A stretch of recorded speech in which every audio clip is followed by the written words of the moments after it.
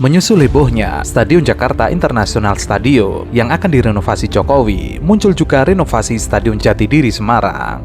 Rupanya, awal tahun 2023 ini, Gubernur meninjau langsung proyek tersebut. Dan ternyata banyak bagian yang belum rampung. Rencananya, sambil merampungkan tahap akhir, pengelolaan stadion tersebut juga akan mengajukan sertifikasi FIFA melalui PSSI. Namun, hingga geger cuitan tentang JIS, renovasi stadion yang biasa digunakan sebagai klub PSIS itu juga belum selesai. Ini juga karangan nih? Bukan sintetis, rumput sintetis. Bukan basah-basah.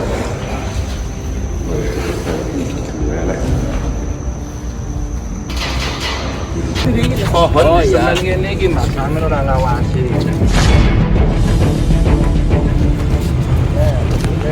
Ini kalau nggak diberesin, saya diserah dulu yang ini. Ini, kalau tidak diawasi ini dia udah butuh.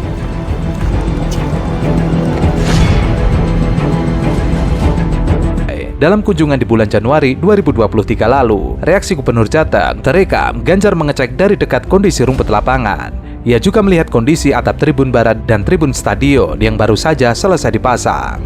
Wajah baru pembangunan Stadion Jatidiri membuat Gubernur Jawa Tengah Ganjar Pranowo tersenyum. Renovasi Stadion Jatidiri menelan biaya 1 triliun rupiah. Pada 20 Januari 2023, Ganjar terlihat meninjau proyek Stadion Jatidiri Semarang sambil olahraga pagi seperti biasa. Dalam kunjungan ini, Ganjar kecewa karena melihat kualitas renovasinya sangat jelek. Ia mengatakan, teman-teman kasih kualitas yang bagus, kalau ada yang nekan dan minta-minta kasih tahu ke saya, agar tidak mengurangi kualitas. Dulu saya bilang seperti itu, tapi tidak didengarkan. Maka mulai tahun 2019, 3 tahun sudah rusak semuanya. Kalau ada yang neken-neken minta-minta kasih ke saya. Gitu. Ya tidak mengurangi kualitas. Ini masih dicolok. Iya. Dicolok. Dulu saya ngomongkan jujur orang di rumah, maka 2019, 20, 21, 22 3 tahun ini ternyata rusak kabeh. Kalau buat saya gitu ya.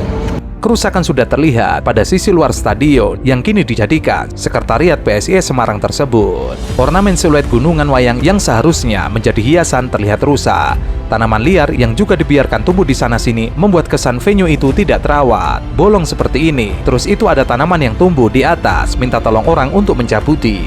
Pada sidak kedua tersebut, ceritanya seperti yang diungkapkan Bahrun dalam cuitannya. Gubernur menilai kontraktor terkesan mengerjakan proyek renovasi Jatidiri tanpa memperdulikan kualitas. Akhirnya, proyek renovasi ini dinyatakan selesai pada tahun 2023. Nyatanya, proyek renovasi yang dimulai sejak 2016 ini tetap mengecewakan Ganjar karena kualitas bangunan yang rendah. Moralitas yang rendah, profesionalitas yang rendah, ya pasti kualitasnya juga akan makanya itu yang ada. Dulu saya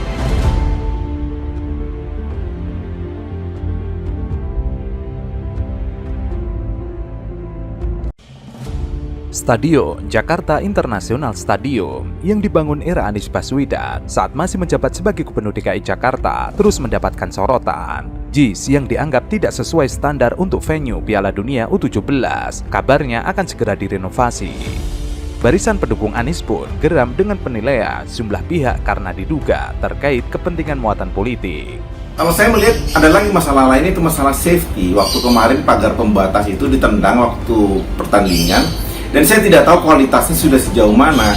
Saya minta JIS diaudit secara keseluruhan, karena kalau sampai pertandingan internasional terjadi di sana, lalu ada kecelakaan, itu sangat memalukan dan malu satu negara. Loyalis Anies, Kees Khalifa, menyebut JIS menjadi problem karena digagas dan dibuat era Anies. Namun ia heran banyak pihak yang menafikan itu dengan menyudutkan ketidaklayakan JIS. Ia pun mencontohkan Partai Solidaritas Indonesia yang kerap mengkritisi JIS secara tidak objektif. Menurutnya, hanya karena benci Anies, PSI kerap mengomentari JIS dengan sudut pandang negatif.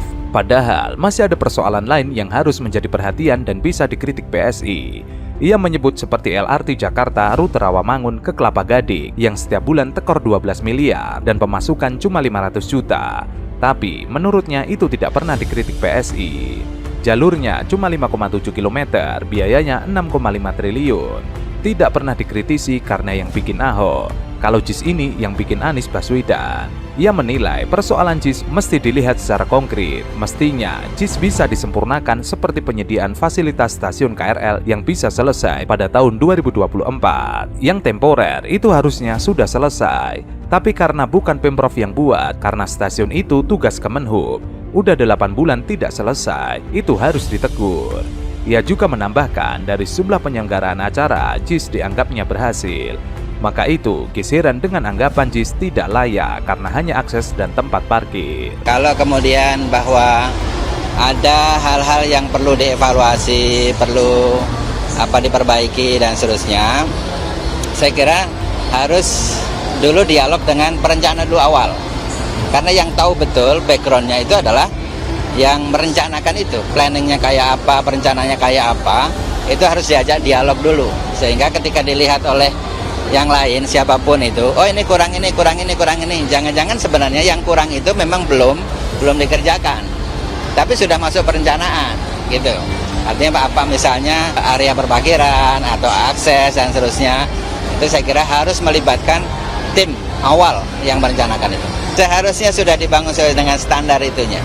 Saya nggak yakin kalau dianggap nggak layak. Saya kok yakin tetap layak gitu ya. Tetap masih mungkin bahwa JIS ini layak dengan catatan perbaikan. Iya, pertama catatan perbaikan mungkin hanya soal akses keluar masuknya gitu ya. Kalau soal parkir kayaknya nggak pusing-pusing amat FIFA juga, karena ini yang main U17. Beda kalau yang main itu Piala Dunia Senior. Ini yang main U17. Memang akan datang itu ribuan pendukung Brasil, katakanlah ribuan pendukung Jerman, ribuan pendukung Inggris. Nggak akan itu.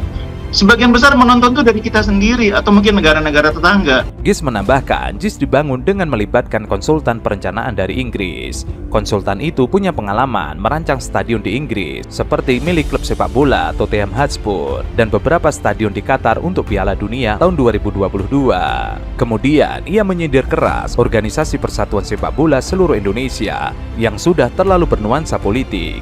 Ia mempertanyakan standar PSSI dari segi prestasi yang mendunia. Baginya, PSSI tidak punya standar prestasi. Ia menganggap prestasi terbaik timnas sepak bola yang terakhir saat nyaris lolos Olimpiade 1976. Setelah itu tidak pernah lagi bersaing di pertandingan kelas dunia seperti Olimpiade maupun World Cup. Kalau dari kami JIS itu siap, apapun yang dibutuhkan. Bahkan kita dari jauh-jauh hari kita udah siapkan akses selain akses fasilitas pendukung di dalam lapangan utamanya kita udah siapkan untuk akses pemain supaya menjaga keamanannya, itu semua kita siapkan. Kami siap pokoknya. Dari PSSI Pak sudah ada permintaan untuk persediaan Pak? Belum secara formal. Ini tapi kita kan sebagai pengelola venue internasional seperti ini harus siap kapanpun. Kan tidak hanya dalam rangka Piala Dunia U17 ini. Jadi dengan PSSI, dengan Pemprov kita selalu lakukan komunikasi, termasuk bagaimana mengelola. Jadi pengelolaan ini sudah diamanahkan melalui peraturan gubernur ya. Jadi dari situ kita komunikasi dengan Pemprov, bagaimana sarana ini bisa dimanfaatkan oleh sepak bola Indonesia, tentunya juga kita sudah komunikasi dengan PSSI. JIS ini sesuai perencanaannya sudah siap untuk digunakan, termasuk akses masuk ke area stadion ini. Punya pengalaman penyelenggaraan event-event besar gitu dengan penonton cukup banyak. Jadi kita bisa lakukan pengaturan transportasi, termasuk masuknya penonton ke dalam arena stadion ini. Sementara itu, PT Jakarta Propertindo angkat suara usai PSSI menyebut Jakarta International Stadium tidak sesuai standar FIFA. Jakpro menepis anggapan tersebut dan mengatakan bahwa stadion yang mereka bangun adalah stadion kelas dunia berstandar FIFA. Jakpro juga menjelaskan bahwa JIS dirancang oleh konsultan pelaksana asal Inggris, Buro Happold. Ia adalah pihak yang turut merancang stadion megah di London, yakni Tottenham Hotspur. JIS dirancang oleh Buro Happold, konsultan perencana dari Inggris yang memiliki pengalaman internasional dalam merancang stadion-stadion sepak bola modern di Liga Inggris, seperti Tottenham Hotspur Stadium di London, serta perancangan beberapa stadion Piala Dunia Qatar 2022. JIS dibuat di atas lahan 22 hektar dengan luas bangunan total 60.000 meter persegi.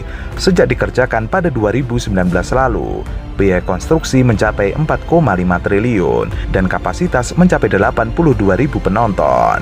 JIS ini karya besar yang orang tidak bisa menutup mata bahwa ini karya besar, dan JIS ini impian yang dipikirkan hampir semua gubernur. Awalnya, rencana pendirian Stadion Megah itu sudah ada sejak era ex-gubernur DKI Jakarta Sutioso. Ia yang saat itu juga menjadi petinggi klub sepak bola Persitara Jakarta Utara mengusulkan ke Sutioso untuk membangun stadion. Waktu itu, ia mengatakan ke Sutioso, Jakarta tidak punya stadion, Gelora Bung Karno bukan punya Pemprov DKI Jakarta. Akhirnya ketemulah tanah BMW. Setelah berganti kepemimpinan beberapa kali, akhirnya rencana pendirian stadion baru terwujud di masa Gubernur Anies Baswedan. Bahkan stadion yang dibangun tergolong megah dan berkelas internasional. Bahkan JIS disebutnya juga semakin membanggakan karena seluruh proyeknya dikerjakan oleh anak bangsa. Ia mengklaim tidak ada tenaga asing yang bekerja di sana. Publik harus melihat betapa JIS adalah karya anak bangsa karena seluruhnya orang Indonesia. JIS juga disebutnya memiliki fasilitas yang tidak kalah hebat dibandingkan stadion besar lainnya di dunia, di mana di paling atasnya ada jogging track. Itu bisa menjadi objek wisata olahraga, dan itu karya yang tidak bisa dipungkiri. Karena itu ia menganggap JIS adalah karya besar di era Anies Baswedan yang harus dibanggakan. Stadion ini bahkan disebutnya merupakan impian semua gubernur. JIS ini karya besar yang orang tidak bisa menutup mata bahwa ini karya besar, dan JIS ini impian yang dipikirkan hampir semua gubernur.